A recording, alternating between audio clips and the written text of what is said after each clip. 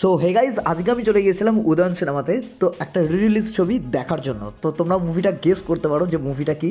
So আমি বলে রাখি 2003-তে এই সিনেমাটার ক্রেজ যে পরিমাণ ছিল, বর্তমানে কিন্তু এই ছবিটা ঠিক ততটাই ক্রেজ। তো ফাইনালি এবার আমি হলে প্রবেশ করছি। সো তোমরা ওয়েট করো যে আমি কোন মুভিটা দেখার কথা বলছি। সো হলের ইন্টারনেটটা আমরা তোমাদেরকে একটু দেখিয়ে দিই, যেহেতু সিট আগে থেকে আমাদের বুক করা ছিল। তো আমরা গিয়ে অলরেডি সেই সিটে আমরা চলে গেলাম এবং হলে তখন অলরেডি লোক আসা শুরু করে দিয়েছে। যে রিলিজ ছবিটা আমরা দেখার কথা বলছিলাম, তোমরা আই থিঙ্ক গেস করতে শুরু করে দিয়েছে কোন সেই মুভিটা।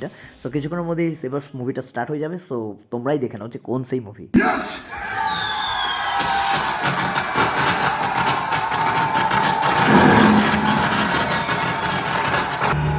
Good morning, sir.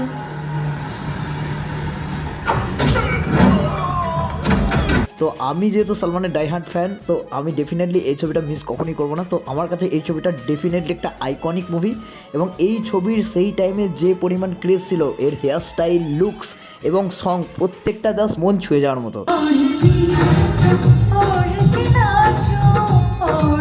এবং এই ছবিটা বর্তমানে সিনেপলিস, অ্যাক্রোপলিস এবং আইনক্সের মতো জায়গায় প্রত্যেকটা হলে কিন্তু এখন চলছে। नाम लिखूंगा प्यासी ये कहानी एहसास की। সো এই ছবিটার এন্ডিংটা খুবই একটা স্যাড একটা এন্ডিং। তো তোমরা যারা যারা ছবিটা দেখেছো তোমরা ডেফিনেটলি জানো। তো এখন সিনেমাটা প্রত্যেকটা জায়গায় চলছে। তো তোমরা যদি সিনেমাটা দেখতে চাও ডেফিনেটলি তোমরা বুক মাই শোতে গিয়ে টিকিট বুক করতে পারো বা অফলাইন গিয়ে তোমরা টিকিটটা কিন্তু কিনে নিতে পারো। তো ডেফিনেটলি আমি বলবো যে সালমানের যদি ডাইহার্ড ফ্যান হয়ে থাকো এই ছবিটা কিন্তু মিস করো না।